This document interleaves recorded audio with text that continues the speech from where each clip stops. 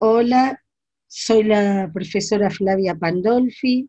Vamos a realizar una entrevista para la radio Esteban Laureano Maradona de la secundaria 82 y hoy estamos con Flor Fernández que nos va a hablar de diversidades. ¿Sí? Eh, bueno, Flor, ¿te quisieras presentar? Hola, buenas tardes a todos. Primero, gracias por la participación en esta columna. Gracias, Flavia, por haberme convocado. Mi nombre es Florencia, soy diplomada y tallerista en Educación Sexual Integral, componente terapéutica y estudiante avanzada en la licenciatura de Psicología en la Universidad de Buenos Aires. Me intereso en estudiar principalmente las diversidades y violencia de género, y bueno, hoy vamos a estar hablando acerca de justamente diversidades. Me pueden seguir en Instagram en psicoflorfb y Género Ideas, y cualquier duda que tengan en relación a esta entrevista también puede consultarme o pueden hablar a través de Flavia y me llegan los mensajes. Buenísimo. Bueno, en primer lugar te quería preguntar la diferencia entre sexo y género y sistema binario y no binario, ¿qué es todo eso? Primero estaría bueno diferenciar un poco sexo y género. A mucha gente reduce el sexo que se relaciona simplemente a lo biológico, y la verdad es que también es una cuestión política, porque justamente el sexo lo que viene a hacer es interpretar lo relacionado a las características físicas y a la genitalidad, es decir, viene a interpretar una corporalidad en relación a genitales tanto internos como externos, aunque principalmente los externos porque justamente son los más visibles. Entonces, si la persona nace con vulva, vagina y útero y ovarios, se interpreta que ese cuerpo en relación al sexo, bueno, va a ser sexo femenino, y inversa en relación al hombre. Si tiene testículos, penes y próstata, se interpreta que es hombre. Tiene relación obviamente con lo biológico, pero no es solamente eso. Y bueno, el género tiene que ver justamente con una construcción de roles, representaciones que le son asignadas a esa genitalidad, a ese sexo. Entonces vas a tener un rol femenino y un rol masculino como un deber ser. Y esta interpretación justamente es un sistema binario porque solamente hay dos posibilidades de ser, o sea, dos posibilidades de vivir la corporalidad y vivir el género, femenino o masculino. Y esto también es una construcción social porque no se tiene en cuenta un montón de diversidades de autopercibir el propio género, como también de las distintas corporalidades, obviamente, que va a generar desigualdades, y aparte esta división opuesta está justamente jerarquizada. Esto quiere decir que el rol masculino va a estar por sobre los roles femeninos. Entonces se piensa en opuestos. Puedes tener al hombre relacionado a una racionalidad y a la mujer, por ejemplo, relacionada a una irracionalidad, a una emocionalidad. Entonces se ven como pares opuestos. Y justamente el sistema no binario son todas aquellas personas que se identifican por fuera de la norma de lo que se debe de ser. Bien, ¿y por qué hay que romper con este binarismo? Justamente hay que romper con este binarismo porque lo que genera son muchas desigualdades sociales, mucha discriminación, muchos prejuicios. Más adelante estaría bueno también hablar un poco de las diversidades y personas trans, de cómo afecta directamente a lo que es la expectativa de vida, también a la carga. Por ejemplo, si nos relacionamos a lo que es el sistema binario, las mujeres en relación con los hombres tenemos lo que se llama la doble jornada laboral, que es trabajar por fuera, es decir, en el ámbito público, como también trabajar adentro en el ámbito privado en relación con las tareas del hogar. Bueno, ¿qué pasa con esa doble carga, doble jornada laboral y qué consecuencias puede tener para las mujeres? Si podemos romper con los estereotipos y los roles, podríamos tener una igualdad en relación a la distribución de las tareas. Entonces la mujer ya no tendría una doble jornada laboral, sino que sería la responsabilidad de todos dentro del hogar, eh, poder responsabilizarse justamente de donde uno vive, que no tiene que ver solamente con un rol, sino con que uno es responsable de donde uno vive, sea del género que sea. Perfecto. ¿Y qué diferencia hay entre identidad de género, orientación sexual y expresión de género? Dentro de lo que es la identidad de género, se tiene que dar cuenta que no es algo que viene dado, es decir, que no hay una relación causal entre lo que es la genitalidad de la persona y el género de la persona, sino que esto es una construcción que es la propia vivencia, la autopercepción de la propia vivencia que cada uno va a construir, que puede relacionarse con un enfoque binario o no. Ambas están totalmente bien y ambas son totalmente respetables. Por otro lado, la expresión de género justamente es cómo la persona vive externamente ese género, cómo lo expresa a través de sus prácticas, a través de sus vestimentas, a través de las cosas que hace o no hace. Y es importante decir que hay tantas expresiones de género como personas haya, porque cada persona tiene el derecho de vivir su propia identidad y de expresarla como quiera, mientras obviamente respete los derechos del otro. Y por otro lado, la orientación sexual tiene que ver justamente con una atracción que no solamente es sexual, sino que es sexoafectiva, porque tiene que ver con qué nos atrae obviamente físicamente, como también emocionalmente, intelectualmente, que tiene que ver respecto a un otro. Claro. Claro, ¿y qué es esto de los estereotipos, estos roles que condicionan nuestra vida y que tiene que ver con esto que estás contando? Bueno, estos estereotipos tienen que ver como con una representación que tiene la sociedad acerca de lo que se debe ser, acerca de las normas, acerca de lo que se espera de las demás personas. Entonces, estos estereotipos marcan justamente algo fijo, como identidades fijas. Y todas aquellas personas que están por fuera de lo que se espera de la norma, justamente los tratan de extraños, los discriminan, y realmente estos estereotipos se sufren porque primero y principal establecen cómo uno debe ser.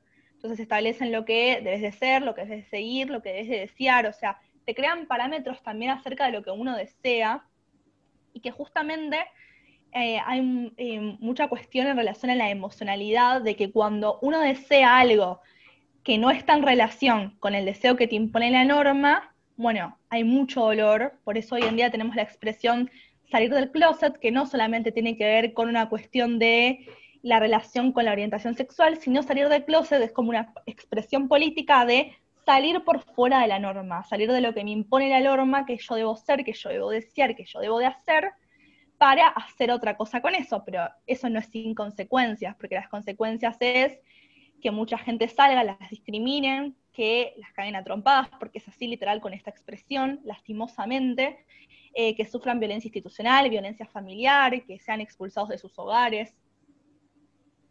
Sí, hay en relación a esto toda una lucha que se representa con esta sigla que vemos,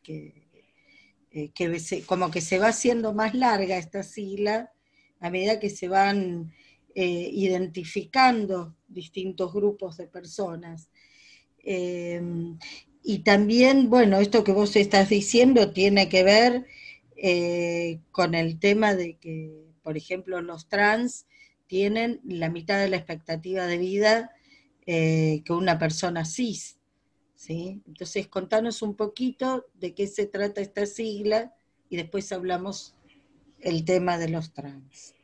Bueno, estas Los siglas cis. justamente como agrupa un poco en relación a las diversidades, es decir, lo que queda por fuera tanto de la cisnorma, que son aquellas personas que justamente coinciden lo que es el género en relación al sexo asignado al nacer, y en relación a la heterosexualidad, es decir, presuponer que todas las personas son heterosexuales, es decir, que le atrae justamente el sexo barra género opuesto. Justamente, bueno, estas diversidades tienen que ver, por un lado, con las orientaciones sexuales, por otro lado, con las identidades de género diversas, y por otro, con las diversas corporalidades que pueden haber. Bueno, acá los términos que me parecen más importantes resaltar, que bueno, lesbiana es justamente cuando trae el mismo género sexo, gay igualmente. En relación a la bisexualidad, hace poquito fue el Día Internacional de la Visibilidad de la Bisexualidad, que es importante dar cuenta que existe la bisexualidad y no es que tenés que demostrarlo estando con una persona de sexo opuesto o viceversa, sino que uno puede sentirse atraído y sin embargo quizás estar estableciendo una relación heterosexual y sin embargo sentir atracción por el sexo género del mismo género. Después tenemos a las personas trans, que justamente es lo que vamos a hablar un poquito más adelante, que bueno, tiene que ver justamente a esta cuestión de que el género no se relaciona, correlaciona con el sexo asignado al nacer, porque justamente, como hablábamos, el género es una propia construcción, es una cuestión de la autopercepción y la autovivencia de ese propio lugar. Entonces tenemos como una distinción entre transexual, travesti, que bueno, tiene que ver más que nada con ciertas cuestiones acerca de si se modificó hormonalmente o no. También travesti tiene una cuestión relacionada a la política, en relación a antes se utilizaba como un insulto, entonces lo que se hace es reivindicar el término y apropiárselo. Bueno, entonces después tenemos a la gente intersexual, que tiene que ver justamente con distintas vivencias corporales. Tenemos que comprender que hay muchas corporalidades posibles. Esto no tiene que ver ni con la identidad ni con la orientación sexual, sino que son determinadas personas que nacen con algunas cuestiones corporales que no se adecuan a la norma o a lo esperable que se pretende de la vulva o se pretende del pene. Entonces, lo que ocurre también es una cuestión de que el modelo médico hegemónico, que es este modelo que viene a normalizar, viene a adecuar, viene a establecer qué parámetros deben de tener las personas, con una relación asimétrica totalmente con el paciente es el que no sabe. Bueno, este modelo médico hegemónico se posiciona en usted no está en relación a los parámetros de la medicina y a los parámetros de la sociedad, entonces vamos a tener que adecuarlo, vamos a tener que hormonalizarlo, vamos a tener que intervenir quirúrgicamente para que vuelva a adaptarse, por así decirlo, a la norma, a lo esperable. Y esto ocurre desde que son bebés, es decir, que no hay un consentimiento explícito de esa persona. El consentimiento obviamente lo firman las familias, sí, pero tenemos que entender que ustedes imagínense como familiares con un equipo médico que viene y les dice, su hijo es anormal, hay que adaptarlo. Bueno, uno con todo el sufrimiento y demás que conlleva, y todos los cambios que conlleva un nacimiento y un nuevo hijo, parece ser que hay una cuestión de también una presión social, entonces en realidad no hay un verdadero consentimiento. Y después hay muchas cuestiones que a lo largo de la vida van a tener que realizar, como por ejemplo la toma de hormonas. Claro. Entonces es como muy complicado. Y bueno, tenemos después el término justamente queer, que es un término muy interesante, que bueno, anteriormente en lo que es la lengua inglesa se utilizaba como un insulto, como decir puto, bollera, raro. Entonces lo que hacen las personas es apropiarse nuevamente de ese término y decir, sí, soy queer, soy raro, ¿y qué tiene? Entonces es como posicionarse en un lugar de, a mí no me molesta lo que vos me digas, porque muchas veces tiene este efecto, ¿no? Que parece ser que hay ciertas palabras que cuando tienen un efecto negativo o una connotación negativa, la gente lo usa como un insulto, pero cuando a vos ya te posicionás con, sí, soy esto, bueno, la otra persona deja de tomarlo como un insulto y empieza a decir, ¿qué pasa con esto? Por eso hoy en día es como una identidad más bien política, que lo que quiere decir es que están por fuera de lo binario, o sea, van más allá de los roles, de lo que se debería ser o no ser, sino que justamente tiene que ver con esto, con que van por fuera de la monogamia, van por fuera de la heterosexualidad, como por ejemplo los demisexuales, que es un tipo de asexualidad que tiene que ver justamente con que no hay una atracción sexual directa, sino que los demisexuales deben de sentir primero una cuestión emocional intensa, fuerte, como para sentir atracción sexual, y hasta a veces no es necesario, porque justamente la sexualidad tiene que ver con salir por la lógica penetrativa de lo que implica el sexo, pero sí pueden tener relaciones, sentir sentimientos, emociones por el otro, eso sí, pero muchas veces no hay una libido sexual presente. Perfecto, perfecto. ¿Te parece, Flor, si por hoy dejamos acá y seguimos el viernes que viene? Eh, ¿Sí? ¿Te Dale, parece? genial. Buenísimo. Bueno, bueno, genial. Entonces el viernes que viene vamos a estar hablando, bueno, del tema de orientación sexual. Vamos a terminar con este tema, un poquito más del género queer. Vamos a estar hablando también de lo que queda pendiente, de qué pasa con los y las trans, por qué la expectativa de vida es tan baja, ¿sí? Entonces lo vamos a continuar el viernes que viene. Buenísimo, genial. Entonces nos estamos a encontrarnos el viernes que viene. Espero que tengan un buen viernes y les mando un saludo a todos.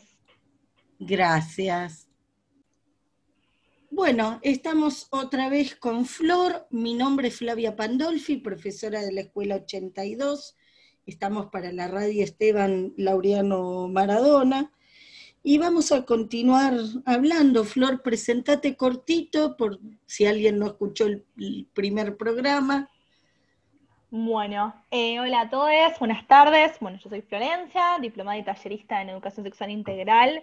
Seguimos hablando un poco acerca de la misma temática en relación a la anterior entrevista, así que si querés podemos comenzar con las preguntas. Bueno, estábamos hablando el viernes pasado del género queer, nos quedamos hablando un ratito fuera de cámara, digamos, de alguien que se identifica dentro del género queer, que es muy conocido, que se conoce en las redes como Dizzy, que es el hijo del presidente actual. Entonces, bueno, contanos un poquito más de todo esto. Bueno, como decía anteriormente, esta cuestión de ser queer es una cuestión de cómo posicionarse en una identidad justamente política.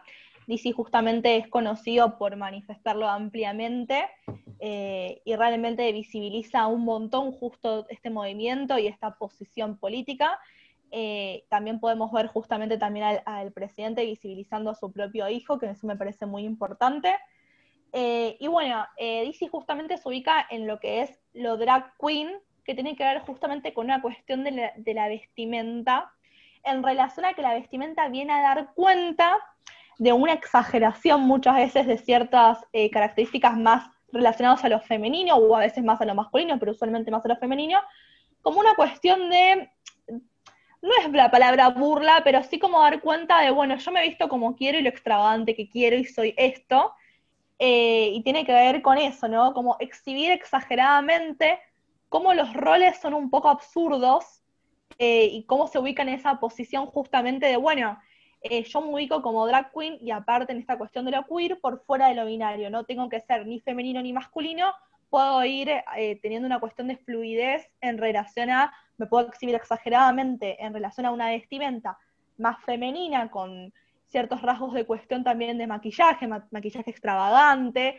lo mismo como masculino, también con ciertas cuestiones bien extravagantes de lo masculino para dar cuenta justamente de esta cuestión en relación a los estereotipos de género. Sí, es muy, muy interesante, ¿no? Cuando fue a la asunción del presidente fue vestido desde lo masculino, pero con el pañuelito, era la bandera de la lucha LGTB, digamos, para visibilizar su posición, ¿no? Seguramente va más tradicional para, digamos, por el padre, ¿no? No, digamos, por una manera de acompañarlo, pero visibilizando su lucha. Muy interesante eso. Totalmente. Sí, aparte también está en concordancia justamente en relación al 2012, que bueno, estaba la presidenta Cristina en relación a la ley de identidad de género, que bueno, surge en el 2012 para todas las personas trans y travestis principalmente, que quieran cambiar su DNI o el respeto hacia cómo quieran ser nombradas y hacia su propia autopercepción.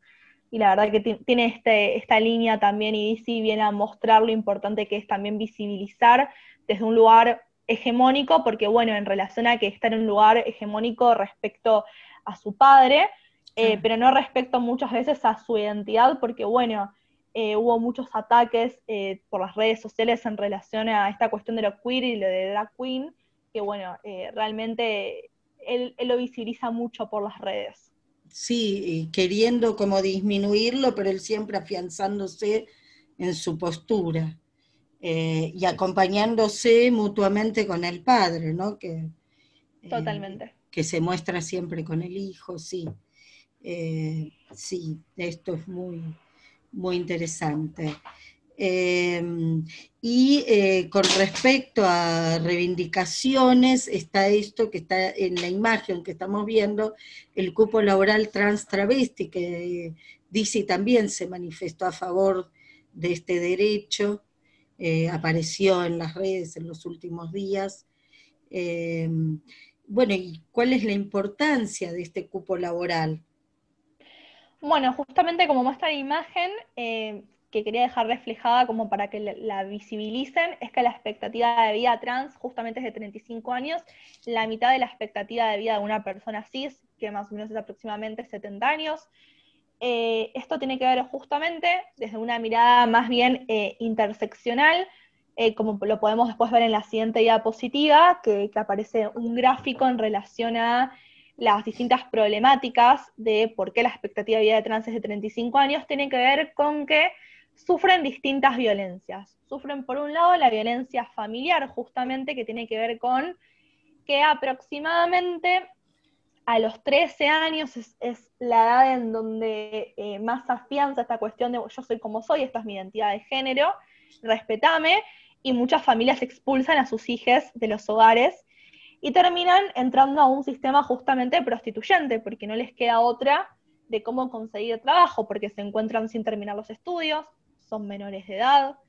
También tenemos este tema de que, bueno, obviamente es una cuestión de que las infancias no pueden trabajar, entonces, de alguna forma, tienen que ganarse el pan del día a día, digamos, y aparte también porque encuentran toda una red de distintas personas, distintas adolescentes, que se encuentran en la misma situación, ¿no? Expulsadas de sus familias, y terminan en un sistema prostituyente bastante violento y bastante cruel.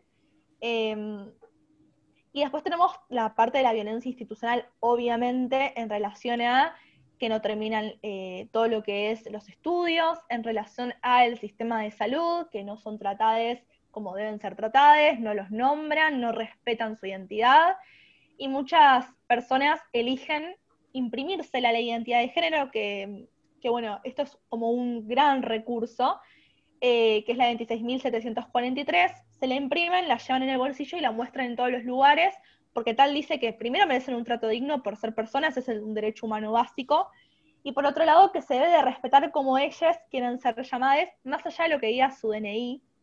Eh, entonces, cuando van a estas instituciones y se encuentran con que no son nombradas, con que no son escuchadas, que no entienden las problemáticas de salud particulares de esa población, porque bueno, toda población tiene cuestiones relacionadas particular, principalmente con lo que son las infecciones de transmisión sexual, las inyecciones de siliconas, que se inyectan aceites, es muy tremendo y que no tienen cobertura médica, entonces cuando se encuentran en esa situación no vuelven más al sistema de salud, pero ese es un problema de discriminación que mucha gente cree que es, bueno, la discriminan por ser trans. En realidad la discriminan porque no entienden que hay que respetar la identidad de género. El problema no es su condición en relación a la identidad de género, sino que el problema es que no se puede respetar justamente que el otro es una persona más allá de cómo autoperciba su género.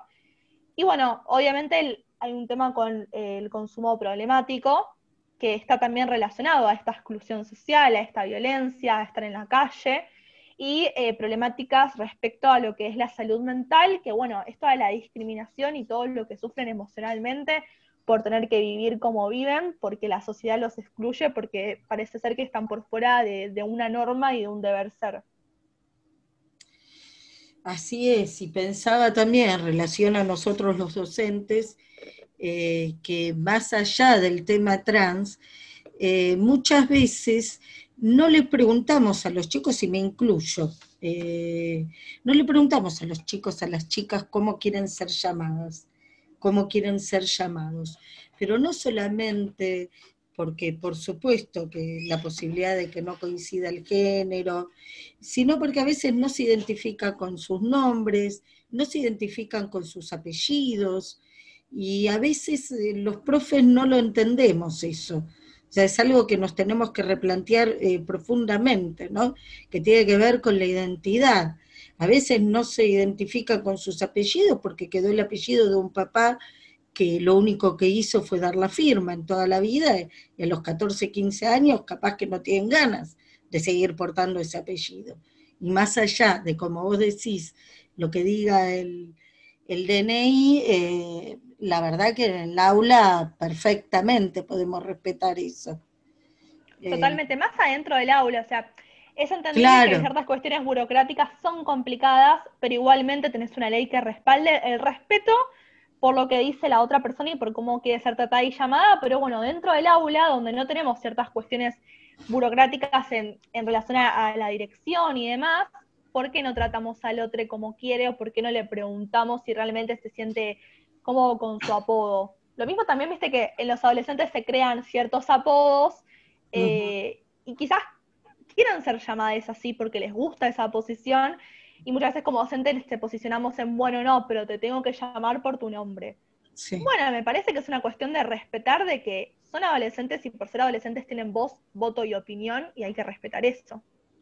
Sí, sí, sí, sí. Y también en el aspecto, también que yo tantas veces le hice sacar un arito a un varón o un piercing, lo he hecho sin planteármelo mucho, hasta que a mi hijo le pidieron el año pasado que se afeite la barba. Y a mi hijo le gusta usar barba. Y ahí sí entendí que hay cosas que tienen que ver con la identidad. Bueno, que esté prolijita la barba, pero que la verdad que la puede usar. A él le gusta, se identifica de esa manera. Y digamos que ahí entendí, bueno, después de muchísimos años de docencia, ¿no? Ojalá lo hubiera entendido antes, pero son cosas que en la práctica docente nos tenemos que replantear un poquito Totalmente. con respecto a la identidad. Esto ya lo hablamos. Bueno, esta es otra pregunta, ¿no? Esto lo he escuchado muchas veces, ¿no? Cuando hablan de infancias trans, una respuesta muy común es, pero tan chiquito o tan chiquito va a ser homosexual. Un pibe de 12 años no sabe lo que quiere, ¿no? A lo cual yo he preguntado muchas veces, bueno, ¿vos sos heterosexual desde qué edad? ¿Desde qué edad por primera vez te gustó? Si es un varón, le pregunto, ¿de qué te gustó por primera vez una compañerita? Y la respuesta más habitual es desde jardín de infantes. ¡Tan chiquito! Totalmente. Bueno, a uno no le preguntan cuándo elegiste ser cis, cuándo elegiste ser heterosexual. Parece ser que cuando está por fuera normal y te lo preguntan porque, bueno, sí, es choqueante porque nos enseñan a ser y a un deber ser de determinada forma, pero justamente todo lo que tiene que ver con la identidad es una construcción que justamente se hace en sociedad y con los otros, y principalmente con los primeros vínculos que son los cuidadores principales y la familia. Por eso, bueno, es tan importante hablar de que se habiliten infancias libres por fuera de los estereotipos, por los cuidados, preguntarle, avisarle, informarle. Muchas veces creemos que por ser bebé y porque no pueda hablar, no le vamos a informar, no sé, por ejemplo, que vamos a cambiar el pañal o que le vamos a tocar. Sigue siendo una persona, o sea, imagínate vos de grande que no puedas hablar y que no te informen que te van a ir a tocar. ¿Cómo te sentirías? Por todas estas cuestiones es porque muchas veces seguimos viendo las infancias desde un paradigma tutelar y no desde un paradigma de derechos, de que son sujetos de derechos con determinadas características como toda etapa de la vida, pero son personas que tienen voz y voto en relación justamente a la Ley de Protección de Derechos de Niñas, Niños y Adolescentes. Y realmente en un informe que hicieron la Asociación de Infancias Libres, hubo una disconformidad en relación al género que se les asignó al nacer a partir de los 2 años. Sí. Justamente Gabriela, que es la madre de Lulú, en su libro empieza a manifestar cómo su hija, empieza a manifestar cierta disconformidad con su género y empieza a ponerse sus vestidos, empieza a ver películas relacionadas, por ejemplo, a La Bella y la Bestia, empieza a bailar música, como profesionales de la salud empiezan a imponer de que no, de que él debería ser varón y que tiene que cerrar su puerta con llave, que no se puede vestir así. Entonces, también repensar un poco qué lugar tenemos en la sociedad, tanto educadores como profesionales de la salud, en esa situación de las familias, cómo alojar un poco estas dudas e incertidumbres de una madre y un hijo que no es comprendido y escuchado, porque bueno, a los 5 años aparte empiezan a manifestar cuestiones muy claras, principalmente también cuando entran a la escolaridad, en donde empiezan a ver a otras compañeras y a otros compañeros y empiezan a identificarse con, bueno, yo quiero ser como, no sé, Martina. Bueno, pero no, vos deberías ser como Juan. Bueno, pero yo quiero ser como Martina. Y yo quiero eso. Claro. Y hay muchos también problemas relacionados a manifestaciones que tienen que ver con lo psicosomático, que bueno, hacerse pis en la cama, no retener esfínteres, problemas respiratorios, enojo, autolesiones, que se muerdan, que se tienen del pelo, tienen mucho que ver con una manifestación de que están diciendo que realmente hay un problema. Que bueno, también son manifestaciones relacionadas a abuso y violación, que bueno, si eso manifiesta un niño, algo te está queriendo decir. Bueno, hay que interpretar qué está queriendo decir y puede estar relacionado a que su autopercepción es distinta quizás a cómo lo estamos nombrando. Claro, claro, sí, sí. Sí, totalmente. Totalmente, ¿no? ¿Quién era Susie Shock? Susie Shock hoy Sí. en día es una activista trans que justamente hace unos poemas, poemas de Transpirado, que habla un poco sobre cómo el modelo médico hegemónico y la norma quieren encasillar y comprender, porque también esto tiene que ver con, empieza la duda de, bueno, pero yo le pregunto al otro con qué se identifica, qué le gusta, qué no le gusta. Bueno, esto tiene que ver con que no preguntamos al otro si es heterosexual, no le preguntamos si es cis, ¿por qué le tenemos que preguntar a una persona trans cómo vive su propio género o a una persona que tiene otra orientación sexual qué hace o no en la cama, por ejemplo? O Tal sea, cual. tiene que ver con cada uno y, a ver, a mí, por ejemplo, uno de los consejos que siempre me dieron en relación a lo que es el área de salud es que, por ejemplo, llamemos siempre por el apellido. Claro, Bueno, entonces no estamos nombrando, no estamos usando ningún pronombre y cuando se acerca a una consulta, ahí podemos indagar. Pero no claro. estamos presuponiendo los cis o presuponiendo que lo que dijo el DNI se relaciona con realmente cómo se identifica. Y justamente acá dice, reivindico mi derecho a ser un monstruo, justamente utilizando una palabra que es la palabra monstruo, que tiene que ver con esto de lo monstruoso, lo otro, lo raro, lo anormal, diciendo, sí, soy un monstruo y qué, y esto viene a llamar la atención de, bueno, ¿qué pasa con la gente que habla de la monstruosidad? Parece ser que el término pierde la connotación negativa y se Claro, la apropian para decir, bueno, yo soy un monstruo y que otros sean lo normal. Bueno, quedamos todo por fuera. claro, tal cual, tal cual. Bueno, muchas gracias, Flor. La verdad que interesantísimo todo, así que te agradezco un montón. Bueno, cuento, vos pertenecés a Ojos Abiertos. con- Con ojos abiertos hago distintas redes, pero yo tengo mi propio equipo con Género Ideas y bueno, Psicoflores FB, que ahí estoy yo. Pero sí, a veces hacemos talleres con ojos. Está bien, y yo pertenezco al equipo de Asís Abladesi, que te estaba contando antes, además de pertenecer a la escuela, así que bueno, también voy a hacer un poquito de publicidad de mis redes, que estamos en Instagram, en Facebook, en YouTube, donde también en YouTube van a estar estos videos, tenemos un correo electrónico, estamos en Twitter y tenemos un blog también. Entonces te agradezco muchísimo, la verdad que aclaraste un montón de cosas. Bueno, gracias, Flor. Bueno, gracias a todas por escuchar y obviamente cualquier consulta lo pueden hacer llegar por las redes, como también por las redes de Flavia. Ahí síganos que siempre ambas subimos cosas súper interesantes, así que les agradezco un montón y que tengan un buen fin de semana. Gracias.